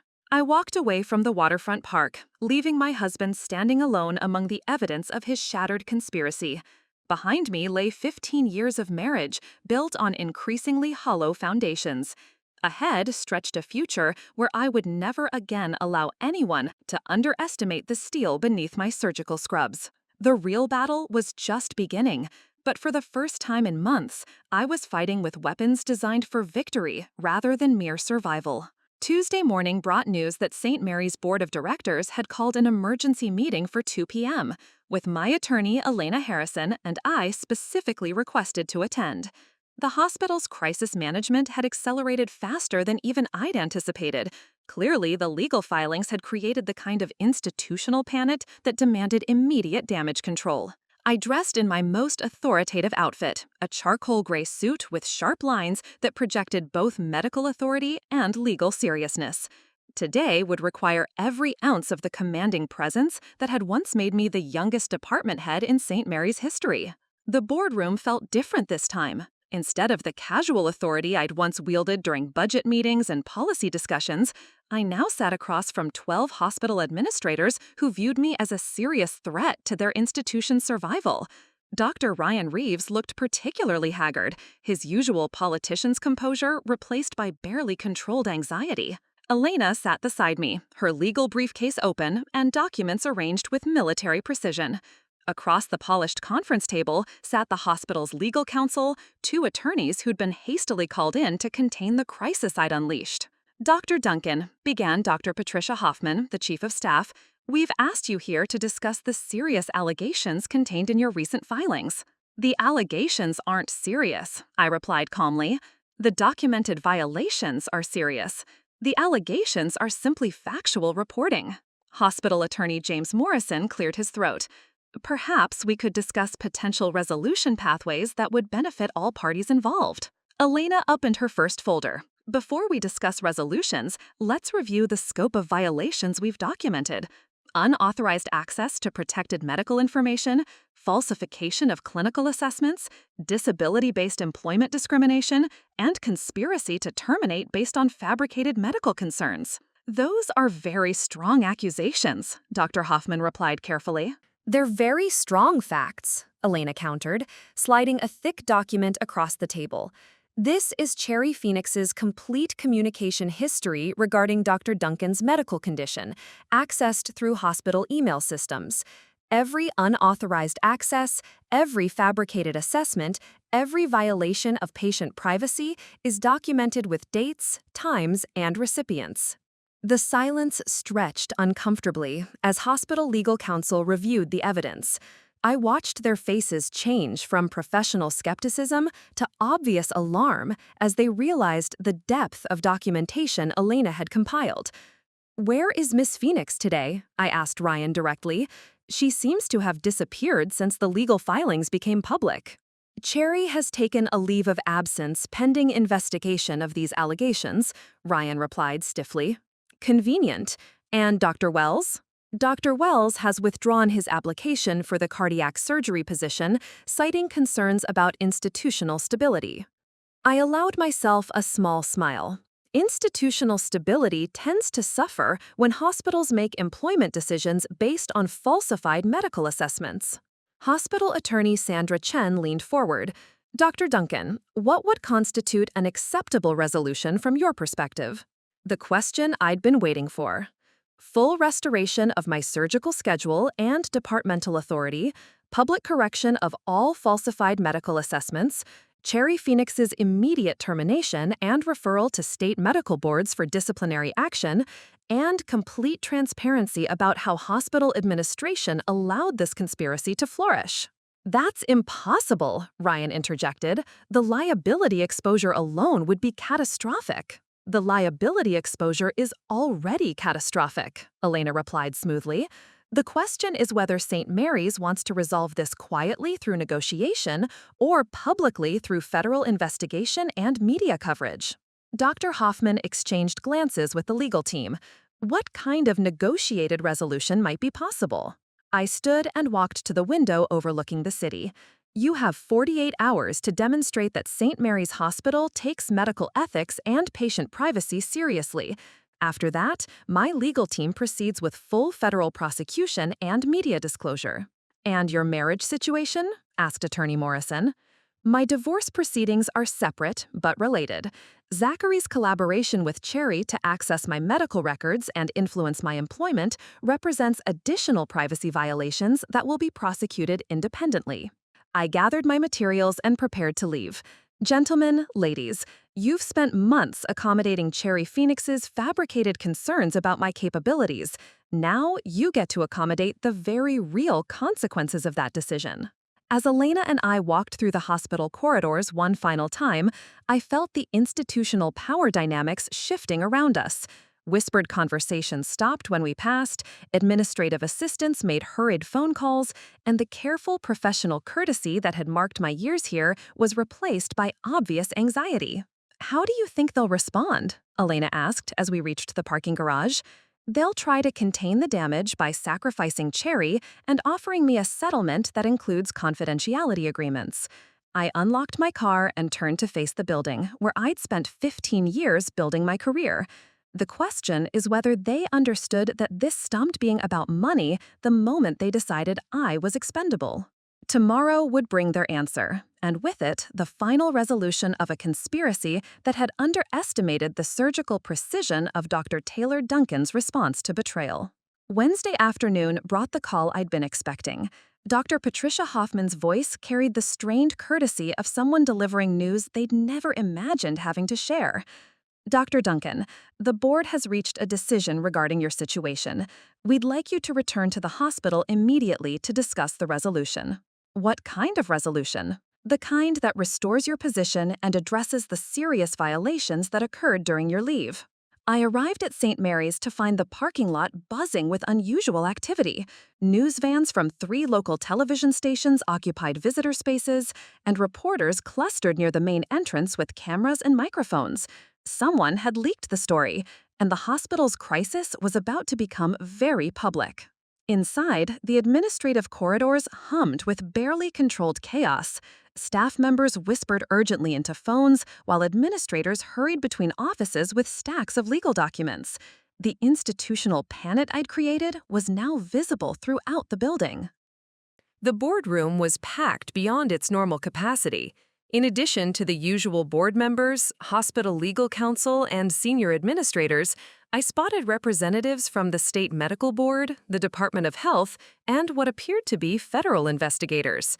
Dr. Hoffman stood at the head of the table, her usual commanding presence replaced by obvious strain. Dr. Duncan, thank you for coming. We have several important announcements to make. She cleared her throat and began reading from prepared remarks. Effective immediately, Dr. Taylor Duncan is reinstated as head of cardiac surgery with full privileges and authority.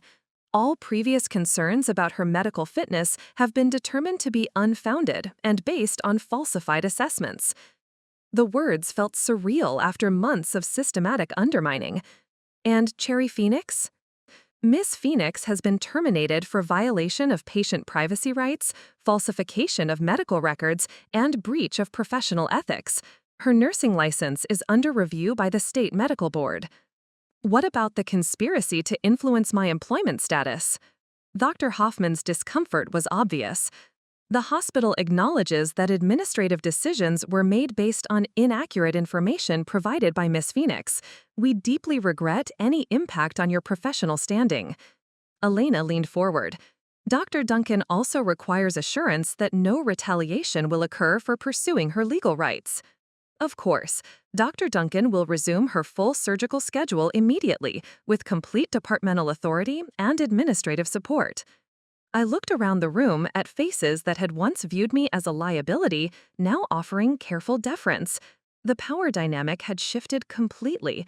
They needed my forgiveness more than I needed their approval. I accept reinstatement, I said finally, with the understanding that my legal actions regarding privacy violations and discrimination will proceed independently. The relief in the room was palpable. They'd avoided federal prosecution and public scandal, though the cost to their institutional credibility would linger for years.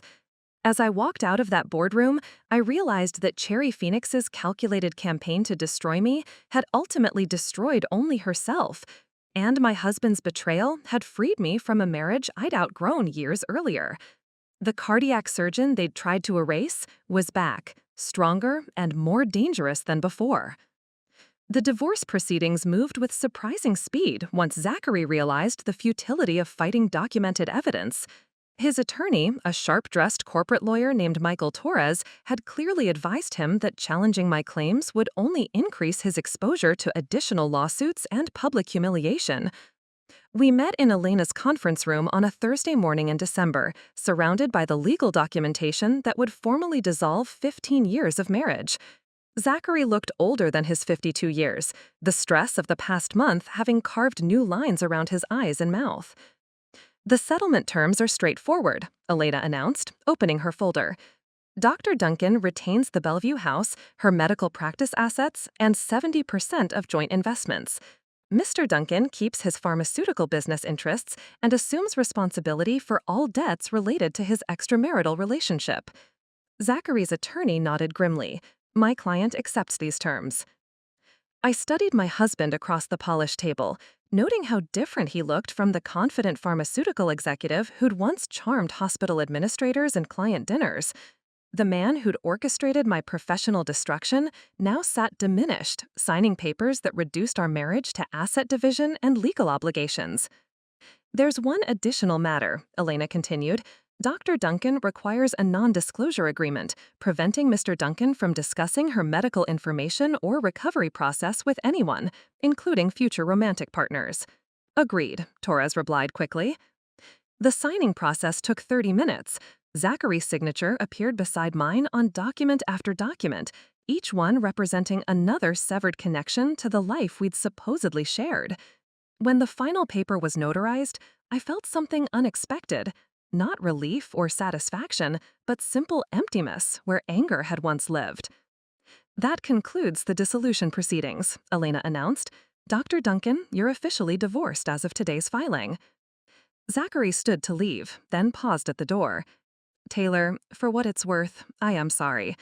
Not for leaving, but for the way I did it. I looked at him one final time, seeing not the villain who'd betrayed me, but simply a weak man who'd made cowardly choices when faced with difficult circumstances. Goodbye, Zachary. After he left, I sat in Elena's office processing the strange sensation of legal freedom. The marriage that had defined half my adult life was officially over, dissolved into paperwork and property settlements. How do you feel? Elena asked. Like I've just completed a successful surgery, I replied. The diseased tissue has been removed, and now the healing can begin. That afternoon, I drove to the courthouse and officially resumed my maiden name. Dr. Taylor Hartford felt like putting on clothes that actually fit after years of wearing someone else's wardrobe. The woman who'd been systematically betrayed was gone. In her place stood someone stronger, wiser, and infinitely more careful about whom she trusted with her heart and her future. 6 months later, spring arrived in Seattle with unusual warmth and clarity. I stood in the cardiac surgery department that was once again truly mine, reviewing patient files and surgical schedules that reflected my complete professional restoration. The view from my office window overlooked Elliott Bay, where fairies carved familiar paths across water that sparkled with morning light. The department had undergone significant changes since my reinstatement. 3 new cardiac fellows had joined our program, drawn by the reputation for excellence and ethical leadership that had been rebuilt from the ashes of Cherry's conspiracy. Dr. Pete Duran had been promoted to senior fellow, his loyalty during the crisis earning him increased responsibilities and my complete trust. Dr. Hartford, your 2 p.m. patient is here for pre-op consultation, announced my new surgical coordinator, a seasoned nurse named Abigail Reeves, who transferred from emergency medicine specifically to work with me. Thank you, Abigail. How's Mrs. Chen feeling about the procedure? Nervous, but confident. She specifically requested you after reading about your cardiac program's success rates. The irony wasn't lost on me that my professional reputation, which Cherry had tried so hard to destroy, had actually grown stronger through the public vindication. Patients sought me out specifically because they'd read about my refusal to accept others' limitations on my capabilities. My personal life had undergone equally dramatic reconstruction. The Bellevue house felt entirely different now that it belonged solely to me. I'd redecorated with colors I actually loved, hung artwork that spoke to my tastes rather than someone else's vision of appropriate decor, and created a home office that reflected my true personality rather than the corporate wife persona I'd maintained for years. Evenings were spent on pursuits I'd abandoned during my marriage. I'd returned to photography, capturing Seattle's urban landscapes with the same precision I brought to surgical procedures. My images had been featured in 2 gallery exhibitions, and I was considering a coffee table book project that would combine medical photography with artistic expression. The social isolation I'd feared after divorce had proven entirely unfounded. Julia and I had grown closer, our friendship no longer filtered through the complications of my marriage. Other colleagues had reached out, inviting me to professional conferences and social gatherings where I was valued for my own accomplishments rather than as someone's spouse. Most surprisingly, I'd discovered a talent for mentoring young surgeons that went beyond technical training. My experience with systematic professional attacks had given me unique insights into workplace dynamics and ethical leadership that resonated with residents and fellows facing their own career challenges. Dr. Hartford, Pete knocked on my office door. Do you have a moment to review the Morrison case? I think we might need to adjust our surgical approach. Of course, let's look at the imaging together. As we discussed complex cardiac anatomy and surgical strategies, I realized that this was exactly where I belonged. Not as someone's wife or victim, but as Dr. Taylor Hartford, cardiac surgeon, mentor, and woman who'd learned that her greatest strength lay not in accommodating others' expectations, but in exceeding her own. The Seattle Medical Excellence Awards ceremony took place on a crisp October evening, exactly 1 year after the devastating gala where I'd watched Cherry Phoenix receive recognition for destroying my career. This time, I sat at the head table as this year's recipient of the Outstanding Physician Leadership Award, honored for rebuilding St. Mary's cardiac surgery program and establishing new ethical protocols for post-medical crisis employee support. The Grand Hyatt's ballroom sparkled with familiar faces, colleagues who now approached me with genuine respect rather than pity and concern. Dr. Julia Phoenix sat beside me, having been promoted to Chief of Neurology after her exemplary handling of the medical ethics violations that had rocked the hospital the previous year.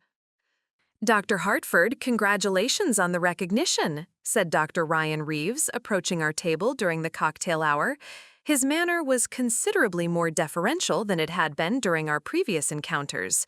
Your leadership during the department restructuring has been remarkable. Thank you, Ryan. It's amazing what can be accomplished when administrative decisions are based on actual medical competence rather than fabricated assessments. He flushed slightly, still uncomfortable with references to the scandal that had nearly destroyed his career.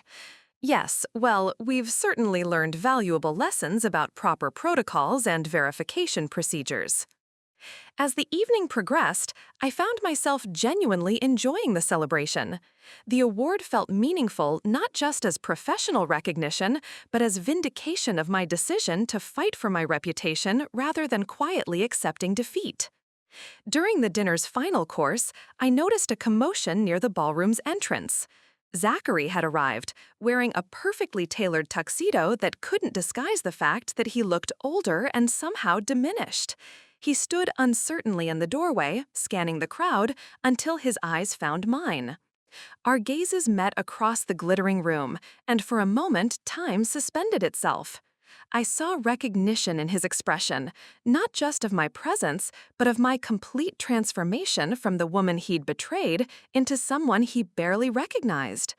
He approached my table slowly, ignoring the curious stares of colleagues who remembered the previous year's scandal. "Taylor, congratulations on the award. He searched for words. You look extraordinarily well." "I am well, Zachary, completely recovered and thriving. I heard about your promotion to department head and the new cardiac program you've developed. Very impressive achievements." "Thank you." I studied his face, noting the lines of stress that hadn't been there during our marriage. "How have you been?" "Adjusting to significant changes. The pharmaceutical industry has been challenging lately, and personal circumstances have been complicated." I didn't need to ask about Cherry. The medical community was small enough that news traveled quickly. Her nursing license had been permanently revoked, and she'd left Seattle entirely after facing multiple professional sanctions. "I hope you find whatever you're looking for," I said with genuine sincerity. Zachary nodded slowly. "I realize now that I never understood what I had when we were married. Your strength, your intelligence, your absolute integrity. I convinced myself those qualities were liabilities, rather than recognizing them as extraordinary gifts. Those qualities are exactly what allowed me to survive what you and Cherry tried to do to me. I know that now, and I want you to know that watching you rebuild your life with such grace and power has been both humbling and inspiring." I looked at this man who'd once been my husband, feeling neither anger nor affection, simply calm acceptance of who he'd always been, beneath the charm and ambition. "Goodbye, Zachary." He walked away through the crowd, and I realized that this encounter had provided something I hadn't known I needed: confirmation that leaving him had been the right choice, not just because of his betrayal, but because I'd outgrown the person I'd been when we were together.